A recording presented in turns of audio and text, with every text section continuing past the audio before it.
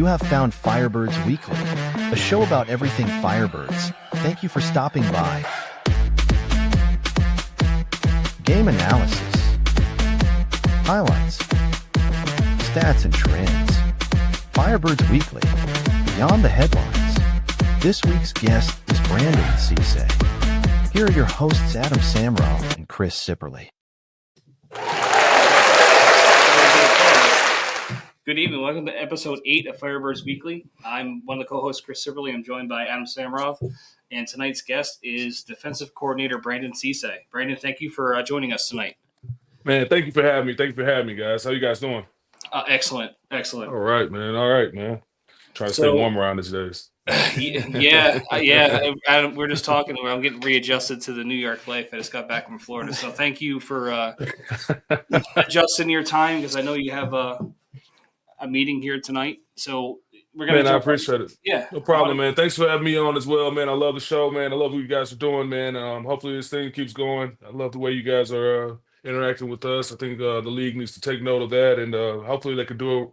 They can have that going around the league, man, and give these players and coaches that exposure that's desperately needed, man, so they get more understanding. So thank you to you guys, man. Hey, we need you as our. I think we need you as our media rep, sir. We need you to tell the league that we need that. I'll do my best. Well, just to kind of build on that, because I'm glad you said that, because we've been kind of kicking around the idea of trying to get. I mean, you see all the coverage that's out there. We're trying to kind of hopefully help streamline that, so maybe each team kind of has something similar to this, and there's like a central place that all these shows can go. And we haven't been. And our first step is, tonight is the first night that we're simulcasting on AF1 fan zone. Yeah, so we're trying to build it that way. So with that, I'll let Adam kind of get into the routine here. Yeah. So, just to kind of go on what he was saying, talk about, this time of the year, you guys are reporting in a couple of weeks. The guys are going to be reporting. What has it been like for you here the last, say, 4, 5, 6 weeks? Getting ready for the 2025 AF1 season? Been definitely locked in, guys. I tell you what, been very detailed, been very cerebral about things.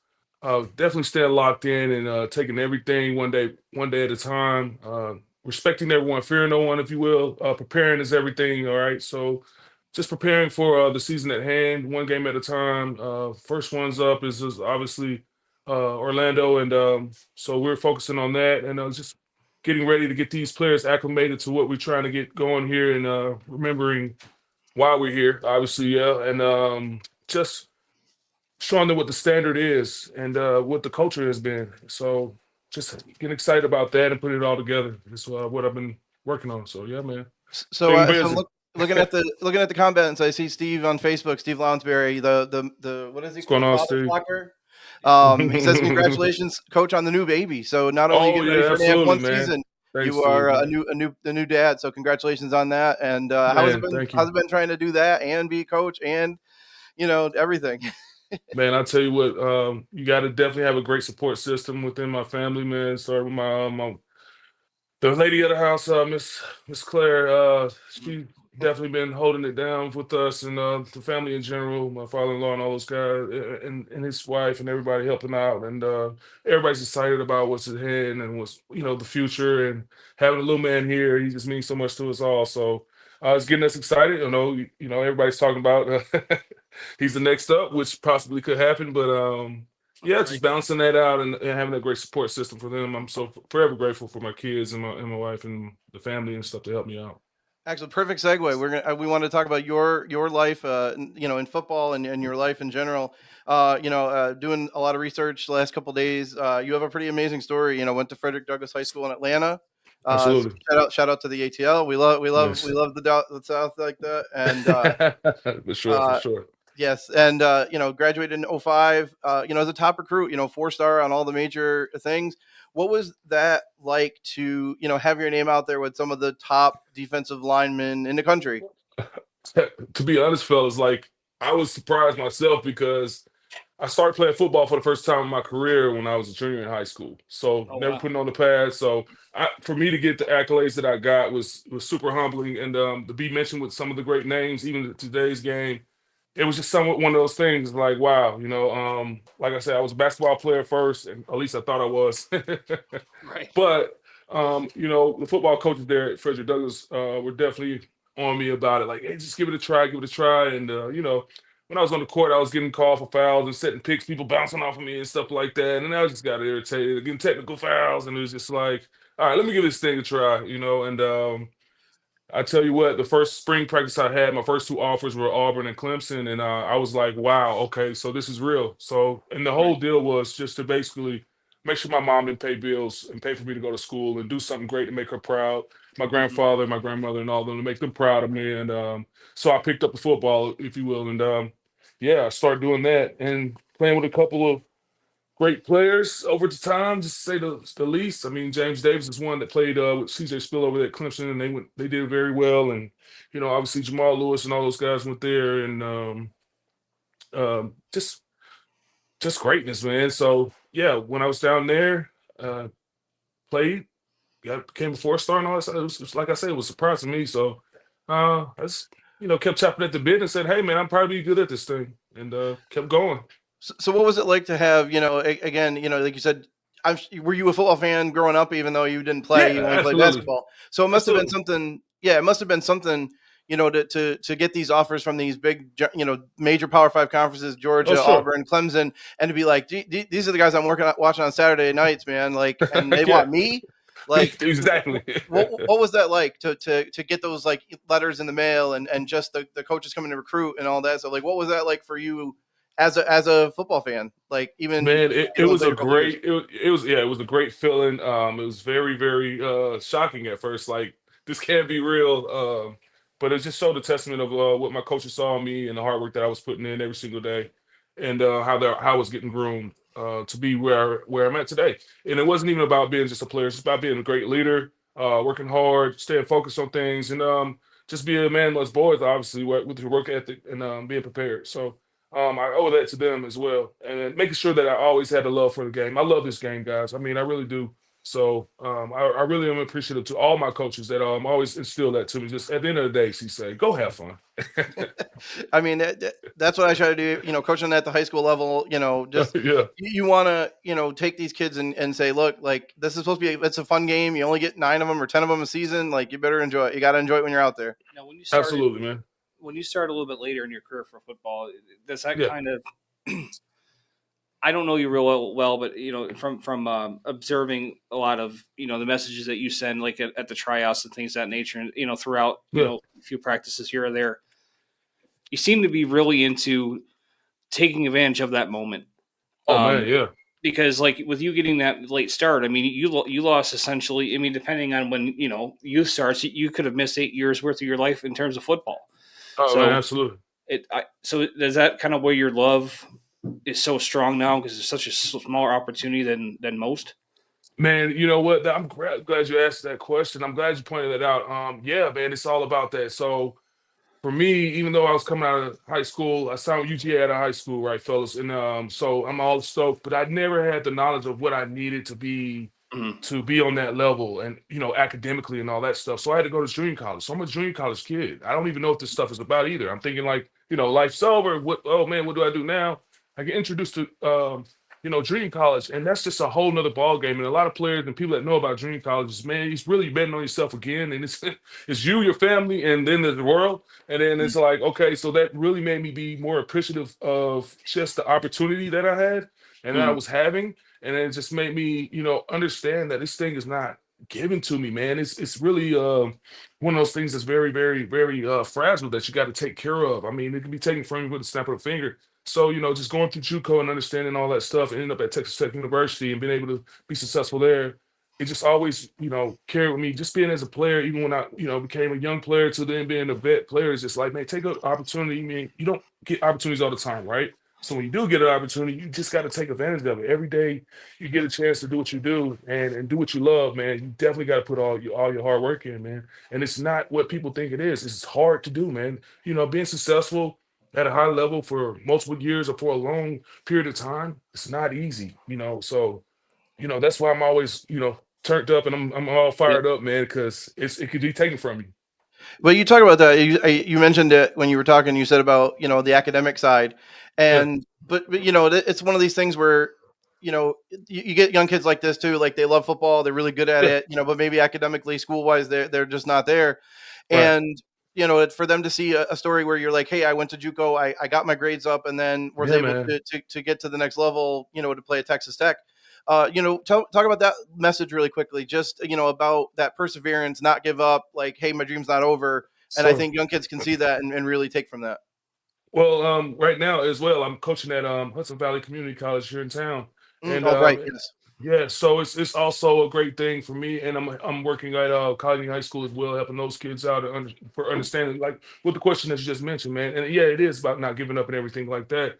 But before that gets there, it's all about like a process, right? And you got to understand, like, okay, even though I'm a high level player, and I've got all these recruits and all these opportunities. If I don't do these certain things, then I can't get this stuff. I can't get to this level. So it has to be balanced. Is what I'm trying to get at, fellas. So I do tell the kids all the time, high school, collegiate, and even our professional, like, dude, God's not gonna bless you with the big things if you're not gonna take care of the little things. So I'm always hampering on doing the little things great, right? Just do the little things great, and you'll be all right.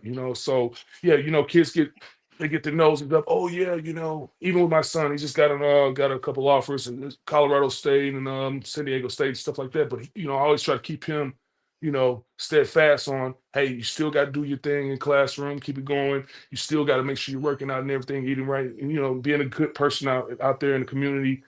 All this stuff with NIL stuff. So you really have to pay attention to all those things. So yeah, I would tell any kid that has any aspirations of playing in this game that at the end of the day, football's gonna be football, but please get that education, please, please. 100%. And that's a good segue also, like, to your days at Texas Tech, go there and Yeah, play for a couple, 3 years. What was your experience like playing there and then playing for Mike Leach, one of the, best coaches, probably in the college history. I'm a man, I'm 40, but he was at Oklahoma State when he did that. I had to look that right, up. But right, right, right, right, right. what was it like playing for Coach Leach and just, Division I football's a job. I mean, it really No, can be that. man, I'll tell you what. Rest in peace to Coach Leach, by the way. Being on that in that program and under his coaching, man. I'll tell you what. He really showed me what it is to be having that relationship with the coach and the player, and to have that with over 120 guys at one time, and being able to understand when somebody's upset and when somebody's not, being able to bring out that extra mile in you, if you will, far as getting things done, whether it be in the classroom or on the field. Again, just being detailed, so detailed and cerebral, man. I mean, it was great over there. I played with the greats like Crabtree, Michael Crabtree, Graham Harrell, um, and played on the field with some crazy names like Earl Thomas, Rakapo, Sam Bradford, RG3, just to name a few that I can think of right now. I mean, Namgasu, and the list goes on. And to be able to be in that moment, man, and just learn so much, it was awesome, man. But one thing I will tell you that I've really learned, it didn't have anything to do with football. It was all about, like, Everything else. focusing on, yeah, your task at hand and what you have to do. And I was a young lad, so I did have some, I'm not gonna sit here and say that I was just the perfect kid, and I'm not. I mean, and that's why I'm so open about that. I'm an open book because I know that my story can help someone someday. So yeah, like from Texas Tech, it was all about family, just paying attention to detail, and really working for what you want. We're not giving you anything. So after you leave Texas Tech, you go into the draft, ended up not being drafted, and then pretty quickly you end up going to the indoor game with the Barnstormers in 2011. Talk about the transition, out of school and then going into the arena. Like, how did you find out about the league? Talk about getting into the arena league. Again, the reason I go undrafted, and it has to do with just me and not knowing the business, and just not Mhm. knowing, and being too with my head up too high, thinking that, oh, they'll pick me, and not knowing that, hey man, you might need an age, you need to be go, Right. you just can't be at the gym working out. You got to do all these things, and now I'm seeing it, and I'm understanding, and so that's what that was, and again, it was like a learning lesson for me. And it's all this knowledge and stuff that I learned about, what you have to do in the process. Again, where I'm going back to and understanding what I have to do. to get to where I'm trying to get, right? And so again, I felt like I was in JUCO mode again when I went to the AFL, because now I'm like, okay, I'm back as I'm back at as a rookie again. I have to grind up. I have to pay attention to detail. I have to fight. And guys, guess what? I was getting my tail kicked. You know, hey, that was new to me. I didn't know what this game was, but all these great athletes and all these coaches, and I'm like, oh, okay, let me figure this thing out. Mind you, I'm still not learning that it's a process. You have to have certain people and a good support system to help you do this thing. And so I get through, the AFL, and, over the years, starting to get it. And man, winning a couple championships here and there. And now I'm talking with you, great guys. Thank you. Talk about a little bit, kind of on that same vein, because you had your own experiences with this process, Hmm. being able to help guys now, as you know, as obviously as a veteran player, but now as a coach in your second year, here with the Firebirds. Hmm. Talk about being able to use your thing in that process to help some of these guys that are 22, 23. These are Correct. rookies, maybe, again, obviously not maybe in football, but just in the professional game. How has your experience been able to help some of these other guys that you've been working with?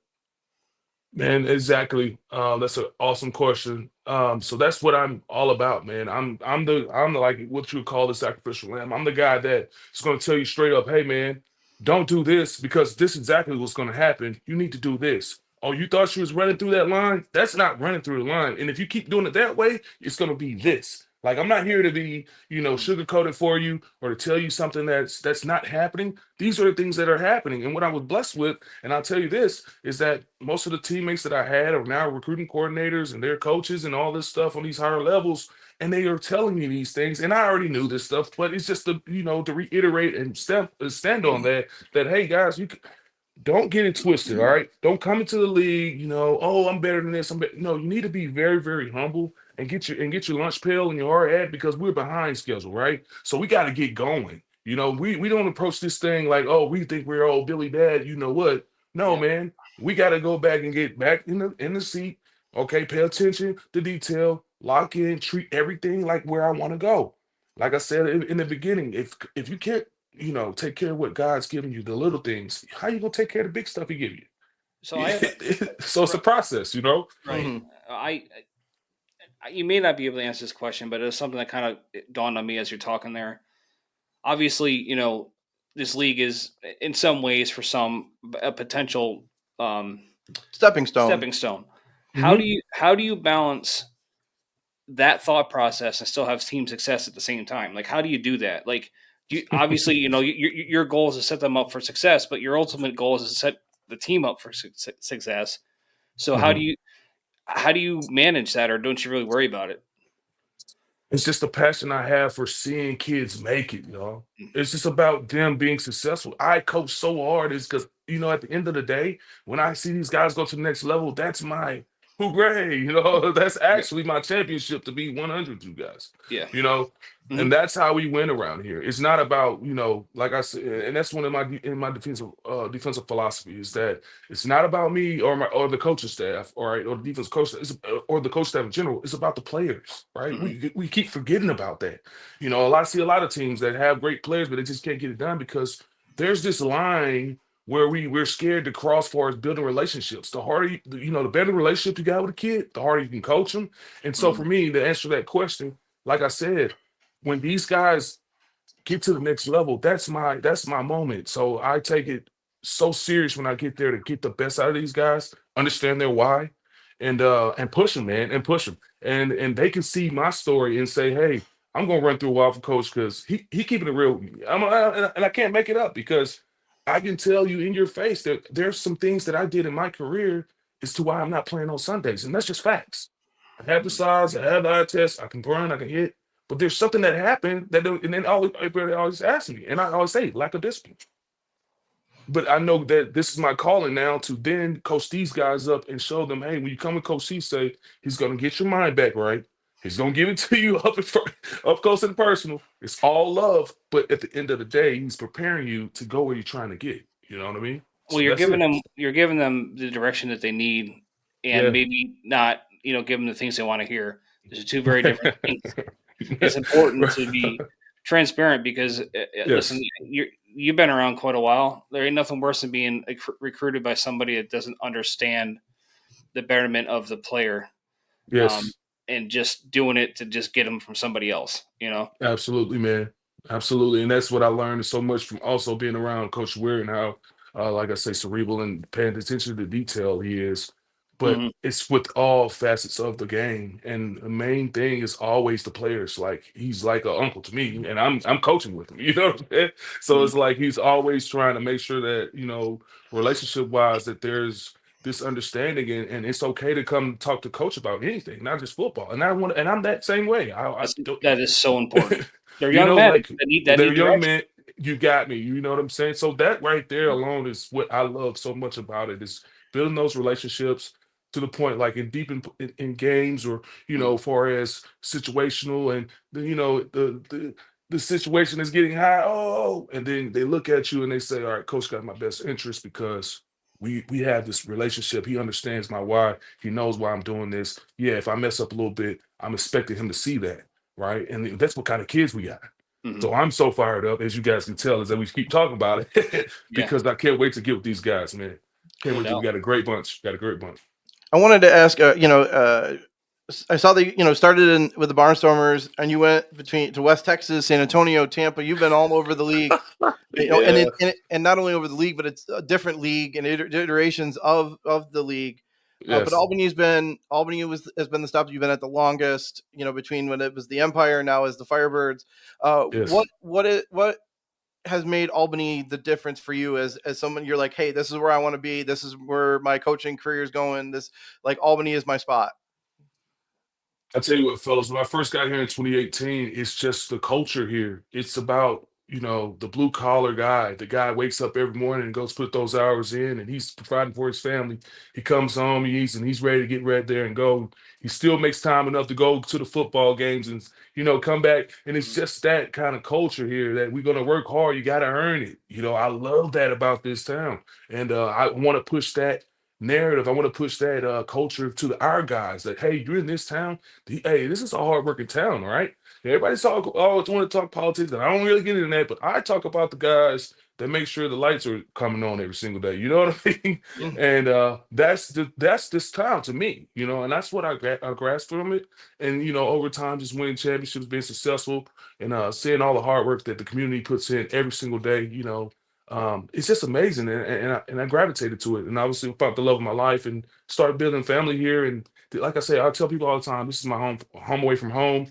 I don't call the fans fans. I hate when people call them fans because they're family members to me. I've been so long, it's family. So, Mhm. and that's what I also love about this organization, specifically Firebirds, is that it's all about family, and um, that's what we want to push around here. So, yeah, that's the thing about it. I love it here. I love what it's there, what Albany is all about and upstate New York is all about, all the way through the Adirondacks. It's just hardworking people making it happen every single day. And from time to time, they want to come see some football. Yeah, no doubt. Excellent.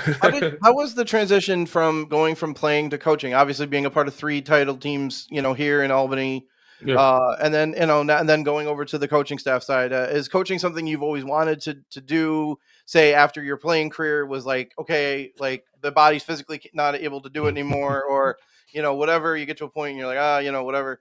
What was the transition like to move from player to coach last year in 2020, or, in the 2024 season?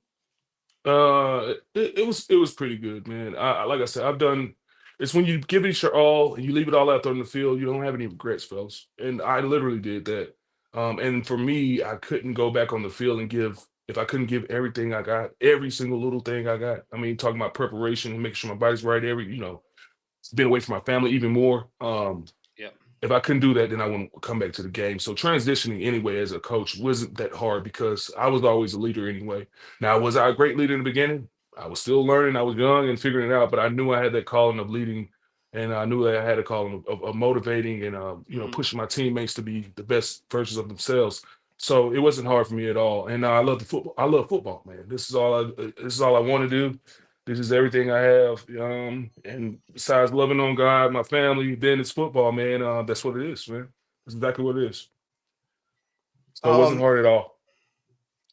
So one of the things that I also wanted to ask about and made sure that I have it literally in like quotation marks so I don't forget.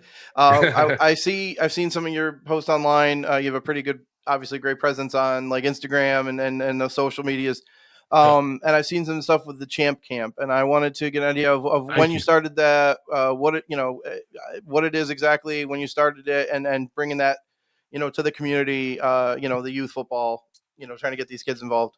I appreciate that, man. So Champ Camp came about was just this idea of me trying to do something to give back to the community, Mhm. especially this community around here, to our kids and loved ones that are around that are, try to use the game of football to bring us together as one, just to have a good time and share experiences. At the same time, learn a little bit about technique and things that go with football. Um, and every year we try to do it right after the season. I'm trying to get some other camps going, but we're doing it all ourselves. And we're just trying to push positivity, through the community, through the game of football. And this community has done so much for me since I've been here, man. And it's the only way I can do is just give it back. And if I could do it use my platform, then I'm going to do it. So I'm No very doubt about it. excited about how we're year 3 will be this year. So very excited about that. And having the guys come and support and help me out, my fellow teammates and friends and family that want to come help out. It means so much to me because, at the end of the day, like I always say, it's bigger than football. It's all about pushing a message, and mine is going to be always positivity. You sacrifice, stay committed. We always want to build unity and making memories and making money come at the end. So, but before we do all those things, that's what I want to push. So, just having the kids out there, running around, getting after it, and competing a little bit just means so much to me. So yeah, Champ Camp is trying to make it a staple in the town, and that way we can get more people out and get more kids to come outside again, Yeah, if you that's a will. challenge. Yeah, Do we and have have a good dates? time. Do we have dates for Um, the 2025 version yet, or are we still working we're on still working on. that? I'm glad you asked that. Yeah, we're coming up with the dates. We're getting close, and I definitely keep you guys posted on that. But I would say right after championship week, I'm going to go ahead and say yeah, right after championship week, that following week. So. Right, you'll be busy championship week, Oh making yes, it happen for the uh, for the championship this year as well. So you'll be busy. absolutely, absolutely, All right, Chris and I have some coaching chops. We'll help you guys out on the camp. We'll help you guys with the Champ Camp. man. That's awesome, man. Hey, if we could do if we could do a show there, that'd be perfect too, man. How would we do that? We can We probably can put do it together. we can do that definitely. Yeah, we want to Yeah, definitely promote everything you guys are up to and doing for the yeah, community. man. That's awesome, man. I thank you guys, and I appreciate you guys for everything, man. Have me on you guys' platform. I love what you guys are doing. I see it blowing up huge, man. I love to be one of the pioneers to be a part of it. Absolutely. Hey, I got one more question. A couple of questions actually that have come in Yeah, I from was some of gonna the fans and touch stuff. on that. Yep. Oh, sure. I wanted to the one. Okay, I actually got a couple here. Somebody says a question. What is the backstory on your hashtag scummy that you always post on social media? Well, like I said, it's abbreviated for sacrifice, commitment, unity, and making money. So, if you're doing something very good out there, athletic wise, or just doing some things, dominating, and I always say, oh, that's coming because it is, there had to be some sacrifice to that. You had to be committed. You had to build some unity around you, and making money doesn't mean the money, but whatever that Your attribute might speech. be. Yeah, 100%. So. Making it happen, whatever way that is. Making it happen. Yes, sir. So yeah, that's what that means. And that started in 2015, man, out there in Portland, man. So excuse me, it's 2016 out in Portland. And we were just stuck with that, man. We had our backs against the wall, and I just came up with that. So I put it on my wall, put it everywhere, and then we just turned it into a brand because that's what I believe in. Excellent. And then another thing, and I saw a comment on this before. As a player, the fans here do a kind of an adopt a player type of program that Okay. the flock kind of does. What do you think about we already talked about the fans and how great they are in Albany. What is it like to be able to have people where they can, guys are coming in from all over the country, and Albany's now home, at least for the season or that kind of thing. What is it like to have that kind of like support from the fans? Not just, hey, we come out to the games or whatever, but like you said, it's kind of family oriented where they're helping you guys out. And I tell you what, words can't even explain how thankful that I am, for you guys to do that for these players. It just goes back to what I was saying. Like again, I don't call them fans; I say family because fans don't do that. Come on, let's just be honest here, and just to have that It's true. support from the community in a family way it's just very touching. It's very humbling. And that's another thing that fires up our guys every single day to make you guys proud as well because you guys go out your way, and to make sure that they're okay. And I don't see anybody doing that around the league, and I'm just going to be 100. I haven't heard anything, and I'm not saying that you guys try to do that for that because this was all genuine, and I know that for a fact. All I'm saying is, up in Albany, the whole community knows what's going on. They want to be a part of it. Obviously, coaches and staff want to be a part of this thing, and it's all that's what it's all about, and that shows and that speaks volume, Well, I got and I love it. a parting question. Obviously you're involved with the Empire, and now you're involved with the Firebirds. What makes that Firebirds logo hit a little bit different? I'll tell you what, just being a part of the history, and just that understanding of when they were here playing in the Pepsi, right? We would take it back, and before it was Times Union. We're going we're going way back. We're going to the 90s.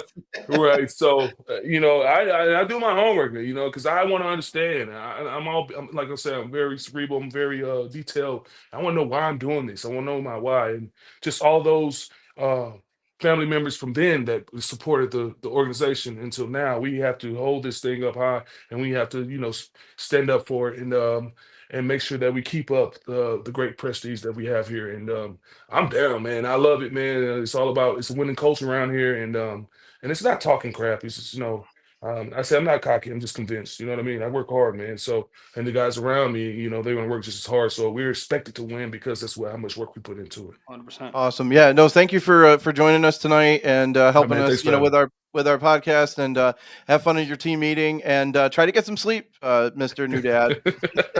No. Them days over with, baby. We be rocking and rolling, man. There we go. Thank you guys once again, man. Love the show. I'll always be tuned in, man. Thanks for having me on. Good luck for the rest of the year. And hopefully we can get you guys down to Champ Camp soon. And remember, man, it's not about what you see, it's all about what you're looking at. And that's it. And that means, the reason why I say scum, because it's all about what you see. You can't judge a book by its cover. You got to open up and read it. So I love what you guys are doing, man. Thanks for taking that step, and hopefully it flourishes. All 100%. Right? We'll be seeing you this season. Definitely. We'll be talking. All right, man. God bless y'all. Thank you very much. Yes, sir.